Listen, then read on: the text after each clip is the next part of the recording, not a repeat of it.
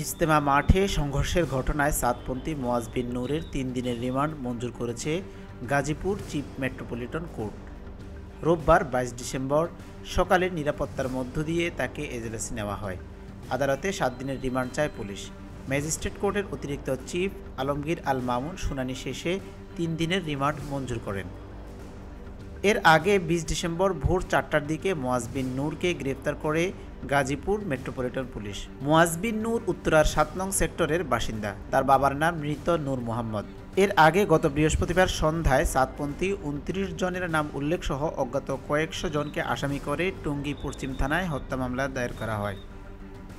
Desk report, অনুসন্ধান news.